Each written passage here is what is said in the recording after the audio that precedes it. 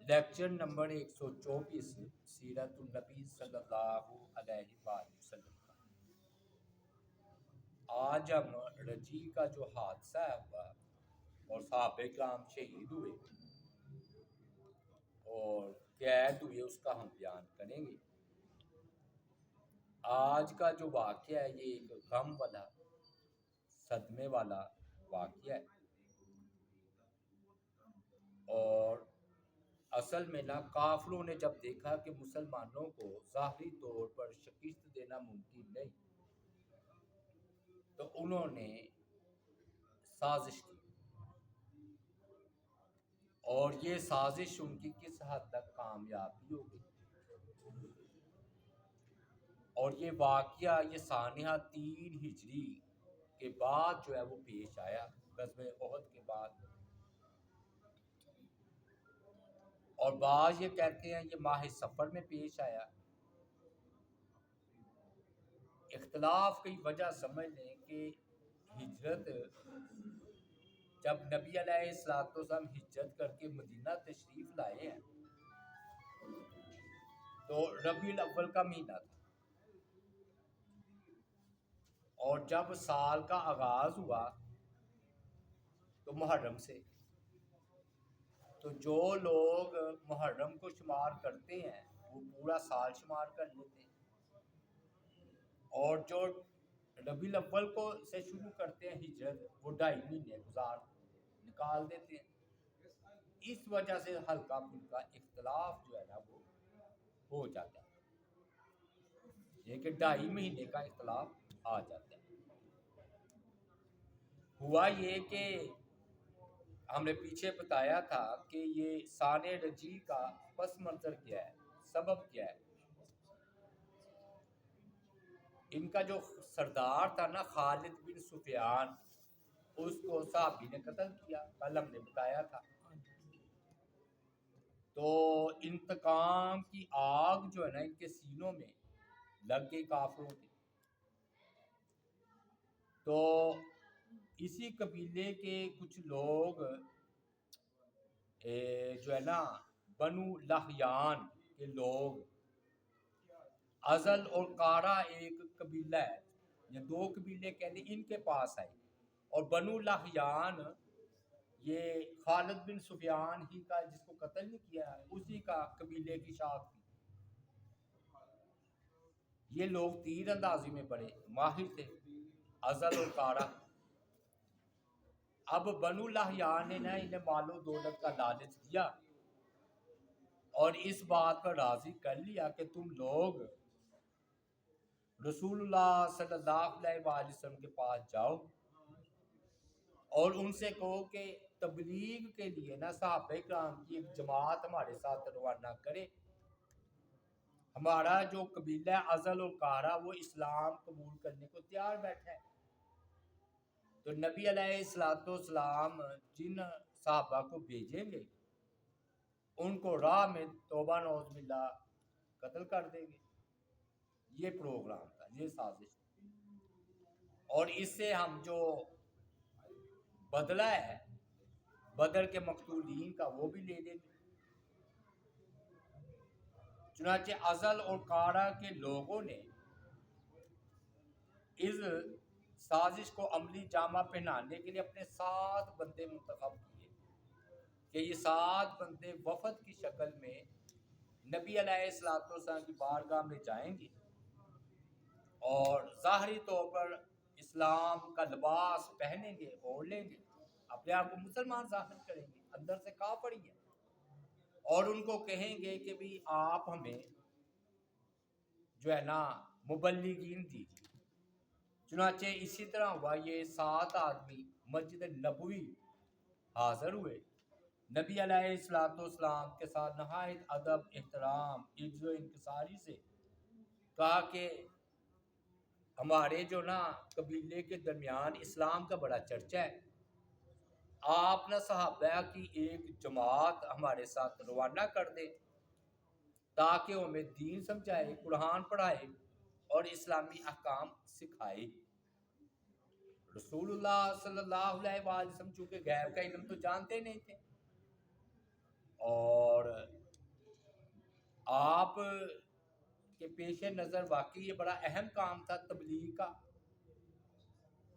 چنانچہ نبی علیہ السلام نے اس کی درخواست کو جو ہے وہ قبول فرما لیا۔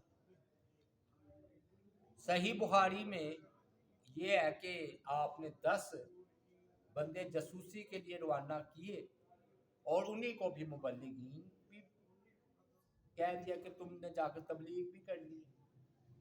بعض روایات میں 7 کا ذکر ہے کہ 7 مبلغین ان کو نبی علیہ السلام نے بھیجا ہے، تو لیکن بخاری کی روایت 10 کی ہے کہ 10 مبلغ صحابہ وہ جو ہے نا ان کے ساتھ نبی علیہ السلام نے روانہ کر دی، یہ دھوکہ دینے آئے تھے۔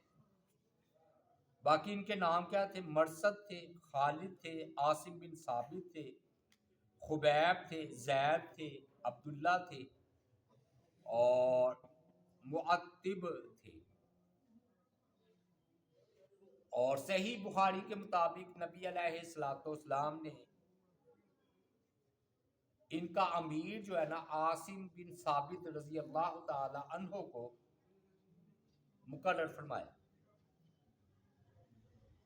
اب ازل اور کارا کے 7 افراد کے ساتھ اسلام کے یہ مبلغین رسول اللہ صلی اللہ علیہ وآلہ وسلم سے رخصت ہو کر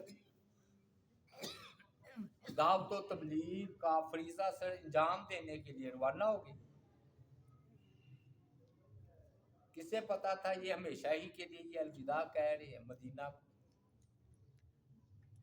اور یہ جو 7 ہیں یہ مسلمان نہیں بلکہ یہ شکاری ہیں۔ بہرحال یہ جماعت چلتے 10 صحابہ ہیں یا 7 یا 10 اور 7 یہ 17، یہ جماعت چلتے چلتے الرجی ایک مقام ہے مدینہ سے دور، مکہ سے 70 کلومیٹر شمال میں، ادھر پہنچے۔ یہاں پہنچ کر ازل اور کارا نے کہ جو 7 افراد تھے انہوں نے طے شدہ پروگرام کے مطابق غداری کی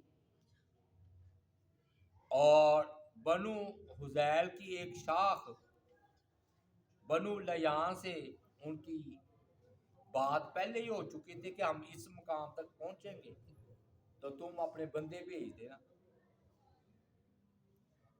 چنانچہ جب انہیں پتا چلا کہ صحابہ اکرام مقام رجی تک آ گئے ہیں تو انہوں نے 200 آدمی بھیجے۔ یہ سب تیر انداز تھے، وہ صحابہ اکرام کے قدموں کا نشانات پڑتے جاتے نا صحرا میں، ان کا کھوج لگاتے لگاتے چل دیے۔ بالآخر وہ اس جگہ پہنچنے پر کامیاب ہو گئے جہاں صحابہ اکرام نے پڑاؤ کیا ہوا تھا۔ وہاں انہیں نا کھجور کی گٹھلیاں بھی ملی۔ یہ کھجوریں صحابہ مدینہ سے زیادہ راہ کے طور پر لائے تھے کہ راستے میں کھاتے رہے گے۔ انہوں نے گٹھلیاں بھی پہچان لی کہ یہ تو مدینہ کی ہیں۔ انہوں نے مزید تلاش جاری رکھی یہاں تک کہ وہ صحابہ کی جماعت تک جا پہنچے۔ صحابہ کرام ساری صورتحال سے بے خبر اپنی قیام گاہ میں موجود تھے۔ دشمن ان کے سر پر پہنچ چکا تھا۔ اچانک صحابہ نے دیکھا کہ 200 افراد اور اسلحے سے لیس، انہوں نے ان کا گھیراؤ کر لیا۔ اب دیکھیں 10 افراد ہیں وہ 200، یہ سب کچھ غیر یقینی بات تھی۔ ان کے تو حاشیے خیال میں نہیں تھا کہ ہمارے ساتھ سازش ہوئی۔ پھر بھی وہ بدحواس نہیں ہوئے، انہوں نے فوراً اپنی تلواریں بے نیام کی اور ایک ٹیلے پر چڑھ کر پناہ لی۔ وہ دشمن کا مقابلہ کرنے کے لیے پوری طرح تیار تھے۔ دشمن نے جب انہیں مقابلے کے لیے تیار دیکھا تو سہم گیا، بھلا ان گدڑوں میں کیسی ہمت ہو سکتی تھی کہ ان کا مقابلہ کرے۔ تو انہوں نے کہا اللہ کی قسم ہمارا تم لوگوں سے لڑنے کا کوئی ارادہ نہیں، ہم تو بس یہ چاہتے ہیں کہ تمہیں مکہ والوں کے حوالے کر کے ان سے تمہارے عوض رقم جو ہے حاصل کریں، تم نیچے اتر آؤ، اپنے آپ کو ہمارے حوالے کر دو، ہم تم سے پختہ وعدہ کرتے ہیں کہ ہم تمہیں کچھ نہیں کہیں گے۔ جو امیر لشکر تھے عاصم بن ثابت رضی اللہ تعالی عنہ، انہوں نے یہ پیشکش جو ہے وہ مسترد کر دی، انہیں یقین نہیں تھا کہ یہ مشرکین اپنے وعدے کو پورا کریں گے۔ انہوں نے فیصلہ کن انداز میں بولے اللہ کی قسم میں کسی کافر کی پناہ لینے کے لیے نہیں اتروں گا، میں نے نظر مان رکھی ہے کہ میں زندگی بھر کسی مشرک کی پناہ قبول نہیں کروں گا، اور مرثد خالد معتب نے بھی یہی کہا کہ ہم مشرک کی پناہ میں نہیں جائیں گے، اور ان کے وعدوں کا اعتبار ہی کوئی نہیں۔ پھر نہ اس موقع پر عاصم رضی اللہ تعالیٰ نے دعا کی، اے اللہ اللہم اخبر عنا نبیک، اے اللہ ہمارے ساتھ جو حالات ہوئے ہیں اس کی خبر نبی علیہ السلام کو کر دے۔ اب باقاعدہ لڑائی کا جو ہے آغاز ہو گیا، صحابہ کرام نہایت شجاعت استقامت کے ساتھ دشمن کا مقابلہ کر رہے تھے۔ دشمن کی طرف سے تیروں کی بچھاڑ ہو رہی تھی، 200 تھے وہ تیروں میں، اور امیر لشکر عاصم رضی اللہ تعالیٰ عنہ بڑی بہادری کے جوہر دکھلا رہے تھے، اور ساتھ ہی یہ کہہ رہے تھے موت تو برحق ہے، زندگی کی کوئی حقیقت نہیں، جو اللہ تعالیٰ نے مقدر کر دیا وہ نازل ہو کر رہے گا، انسان کو تو آخر کار اللہ ہی کی طرف لوٹ کر جانا ہے، کتنی دیر زندہ رہے گا۔ تو یہ اب کہہ رہے ہیں اور لڑتے جا رہے ہیں۔ عاصم نے نا رضی اللہ تعالی عنہ نے انہوں نے تیروں کی بچھاڑ کر دی دشمنوں پر، تیر ختم ہو گئے، وہ تو تبلیغ کے لیے جا رہے تھے، لڑنے کے لیے تھوڑی جا رہے تھے، تیر ختم ہو گئے۔ پھر انہوں نے نیزہ تان لیا، وہ اس قدر دلیری سے لڑے کہ نیزہ بھی ٹوٹ گیا۔ اب ان کے پاس صرف تلوار باقی رہ گئی، پھر بھی وہ ہمت نہ ہاری، انہیں اپنی شہادت یقینی نظر آنے لگی کہ بھی میں تو شہید ہو جاؤں گا۔ انہیں اپنے جسم کی حفاظت کی فکر لاحق ہوئی، کیونکہ جو مشرکین تھا نا وہ قتل کرنے کے بعد بے لباس کر دیتے تھے، تو یہ صحابی بڑے شرم و حیا والے تھے، انہوں نے اس بات کو ناپسند کیا کہ میری لاش کا مسئلہ ہو یا مجھے بے لباس کیا جائے۔ انہوں نے دعا کی ہاتھ اٹھا کر کہ اے اللہ میں دن کے شروع سے تیرے دین کی حفاظت کر رہا ہوں، اب دن کے آخر میں تو میرے جسم کی حفاظت فرمانا۔ انہوں نے اپنی تلوار کی نیام توڑ ڈالی، یہ مطلب تھا کہ فتح یا موت، دوبارہ لڑنا شروع کر دیا۔ ان کے حوصلے اب بھی بلند تھے، وہ اب تک دشمن کی ایک شخص کو ہلاک اور 2 آدمیوں کو زخمی کر چکے تھے۔ آخر اللہ تعالیٰ کا حکم آ پہنچا، یہ دشمن کے دائرے میں زرد میں آ گئے اور دشمن نے ان کے جسم میں نیزے گاڑ دیے، اس طرح وہ شہادت کے عظیم رتبے پر فائز ہو گئے۔ اسی طرح معطی بن عبید لڑتے لڑتے شدید زخمی ہو گئے تھے، دشمنوں نے ان تک پہنچ کر انہیں بھی شہید کر دیا۔ باقی جو 5 صحابہ تھے وہ بھی لڑتے رہے ہیں، پہلے خوب لڑے، لیکن وہ پھر 200 اصحاب ان کی پھر تلواروں کی زرد میں آ کر شہید ہو گئے۔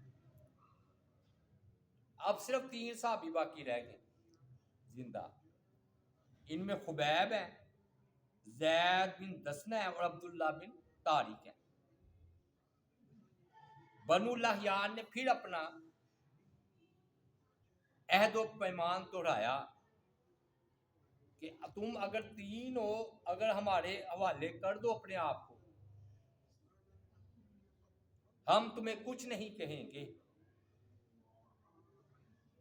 یہ بڑی ایک نا سنگین صورتحال تھی، ایک طرف امیر لشکر اور 7 صحابہ کی لاشیں پڑی ہوئی تھی، شہید ہو چکے تھے، دوسری طرف دشمن انہیں پکا یقین دلا رہا تھا کہ آپ ہمارے حوالے کر دیں، ہم آپ کو کچھ نہیں کہیں گے۔ اس گھڑی میں تینوں صحابہ نے یہی فیصلہ کیا کہ اب ہمیں دشمن کا مزید مقابلہ کرنے کی بجائے ان کا وعدہ پورا کر لینا چاہیے، کیا پتہ بچ جائے۔ اس موقع پر خبیب نے بھی یہی کہا کہ یہ قوم میری احسان مند ہے، اور یعنی کہ ہمیں اپنے آپ کو ان کے حوالے کر دینا چاہیے، کیونکہ یہ ہمارا احسان جو ہے یہ تسلیم کرتے ہیں۔ تو یہ ٹیلے سے نا اپنے اس پہاڑ سے تینوں نیچے اتر آئے، کافی بڑے مکار اور شاطر تھے۔ جب تینوں صحابی ان کے قابو میں آ گئے تو اپنی باتوں سے پھر گئے۔ بے وفا ہوتا ہے نا کافر، انہوں نے اپنی کمانوں کی تان اتارے اور ان کی مدد سے تینوں صحابہ کو باندھ دیا، اور وہ چاہتے کیا تھا کہ مکہ لے جا کر ان تینوں کو اچھی قیمت پر فروخت کرتے، پیسے ملیں گے۔ جب کافر تینوں ساتھیوں کو اپنے ساتھ لے جانے لگے تو ایک تھے عبداللہ بن طارق ان میں سے رضی اللہ تعالی عنہ، انہوں نے ان کے ساتھ جانے سے انکار کر دیا۔ وہ بولے کہ یہ تمہاری پہلی بد عہدی ہے کہ تم نے وعدہ توڑ دیا، اللہ کی قسم میں تو کسی صورت میں تمہارے ساتھ نہیں جاؤں گا، میرے لیے تو جو یہ صحابہ شہید ہو گئے ان کا ہی نمونہ مثال میرے لیے کافی ہے۔ مکاروں نے ان کی بات پر کوئی توجہ نہیں دی اور انہیں گھسیٹ کر زبردستی اپنے ساتھ لے جانے لگے۔ عبداللہ بن طارق پھر بھی نہ مانے۔ جب کافروں نے دیکھا یہ بالکل نہیں مان رہے، چلنے سے انکار کر رہے ہیں، تو انہوں نے ان کو پکڑ کر شہید کر دیا۔ باقی 2 صحابہ گرفتار ہی تھے۔ تو بہرحال یہ جو ہے نا صحابی عبداللہ بن طارق یہ شہید ہو گئے۔ ایک دوسری روایت بھی ہے کہ انہوں نے نا اپنے آپ کو قید سے چھڑایا ہے، یعنی کہ انہوں نے تو باندھ رکھا تھا، راستے میں جا رہے تھے تو انہوں نے کوئی اپنا ہاتھ آزاد کروا لیا، پھر تلوار پکڑی اور حملہ آور ہو گئے، وہ زیادہ تھے، انہوں نے پھر آخر کار دور ہٹ گئے اور پھر پتھر مارتے رہے ان کو دور کھڑے ہو کر۔ طارق بن یہ جو صحابی ہیں عبداللہ بن طارق، ان کو دور سے پتھر مار مار کر آخر کار شہید کر دیا۔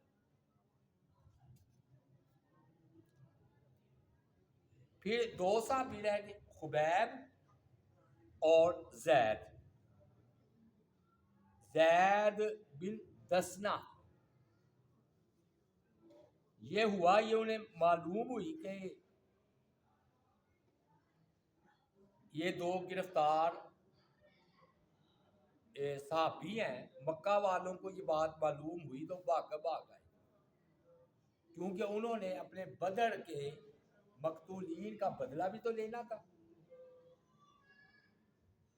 چنانچہ نہ خبیب کو حارث بن عامر نے خریدا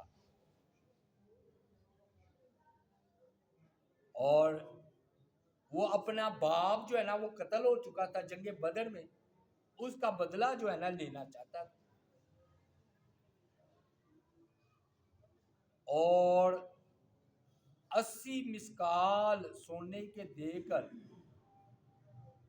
یعنی کہ 339.2 گرام بنتا ہے.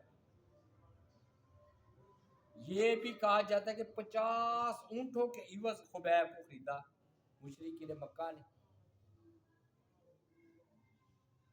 اور ایک روایت میں ہے کہ خبیب کو حارث کی ایک بیٹی نے 100 اونٹ دے کر خریدا. اور زید بن دسنا کو صفوان بن امیہ نے خریدا. وہ انہیں اپنے باپ امیہ بن خلف کے بدلے میں قتل کر کے اپنے دل کی جو ہے نا وہ آگ بجھانا چاہتا تھا. اور کہتے ہیں صفوان بن امیہ نے زید کو 50 اونٹوں کے عوض خریدا. یہ بھی کہا جاتا ہے کہ اور لوگ بھی ان کی خریداری میں شریک تھے. اب ہم آتے ہیں اس بات کی طرف کہ عاصم رضی اللہ تعالیٰ عنہ نے ایک دعا کی تھی وفات کے وقت, جو ان کے امیر تھے. انہوں نے کہا تھا یا اللہ میری صورتحال کی خبر نبی علیہ الصلوۃ والسلام کو کر دینا. کی تھی نا دعا پیچھے, اور شہید ہو گئے تھے. تو اللہ تعالیٰ نے ان کی دعا قبول فرمائی اور جبریل علیہ السلام کو بھیجا. جبریل علیہ السلام نے رسول اللہ صلی اللہ علیہ وآلہ وسلم کی خدمت میں حاضر ہو کر آپ کو سب کچھ بتا دیا. آپ کو نا بڑا زبردست صدمہ ہوا. وجہ کیونکہ بڑے تربیت یافتہ تھے, یعنی کہ مبلغین. اور یہ نا ازل اور کارا نے بد عہدی کی تھی. ہم ان کا حال بیان کریں گے غزوہ خندق کے بعد. ان کا بڑا انجام ہوا برا. اور یہ ازل و کارا نے نا بد عہدی اور دھوکے بازی سے کام لیتے ہوئے آپ کے صحابہ کرام کے ساتھ وحشیانہ سلوک کیا ہے.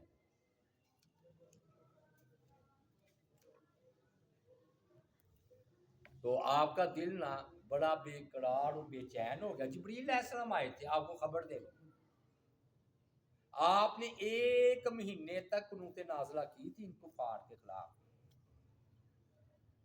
جو یہ صحابہ کرام کو ساتھ لے کر گئے تھے, 10 صحابہ کرام کو. آپ نے پھر 1 ماہ ان کے لیے نا قنوت نازلہ کی ہے. اب ادھر ہم چلتے ہیں. یہ نا عاصم بن ثابت تھے نا رضی اللہ تعالی عنہ, انہوں نے دعا کی تھی کہ یا اللہ نہ تو مشرک میری لاش کو ہاتھ لگائے اور نہ میں مشرک کو ہاتھ لگاؤں, کیونکہ مشرک ناپاک ہے. یاد رکھیے یہ مانوی ناپاکی ہے, لیکن یہ ان کا تقویٰ تھا. وہ کہتے تھے مشرک مجھے ہاتھ نہ لگائے, وہ ناپاک ہے.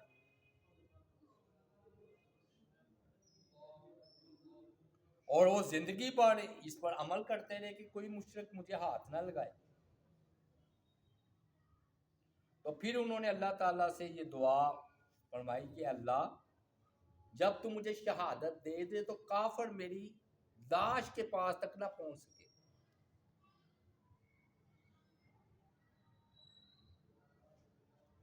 تو یہ نہ ہوا یہ کہ یہ لڑتے لڑتے جب زخمی ہو کر شہید ہو گئے, تو قریش مکہ کو جب عاصم کی شہادت کا علم ہوا تو انہیں یقین نہیں آیا. انہوں نے اپنے چند آدمیوں کو روانہ کیا کہ وہ عاصم کے بدلے کے اس کے جسم کا کچھ حصہ کاٹ کر لے آئے, ہمیں یقین ہو جائے گا.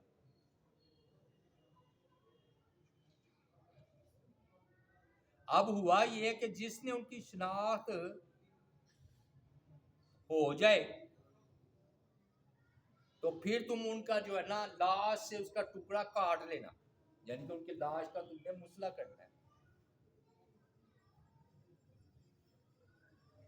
بعض نے کہ سلافہ ایک عورت تھی مکہ میں، اس نے ان کو خریدا ہے اور وہ بھی انتقام کی آگ میں جل رہی تھی، کیونکہ حضرت عاصم رضی اللہ تعالیٰ عنہ نے ان کا خامند اور 4 بیٹوں کی جو ہے نا ان کو قتل کیا تھا، یہ 2 بیٹوں کو۔ تو اس نے نظر مانی تھی کہ اگر عاصم بن ثابت کی لاش مجھے مل گئی تو میں ان کی کھوپڑی میں شراب انڈیل کر پیوں۔ کتنے ظالم عورت ہے، بڑا کہہ بعد میں ایمان لیے۔ اور اس نے اعلان کر رکھا تھا کہ سلافہ نے کہ جو عاصم بن ثابت رضی اللہ تعالی عنہ کا لاش لے کر آئے گا سڑ، میں اس کو 100 اونٹ دوں گی۔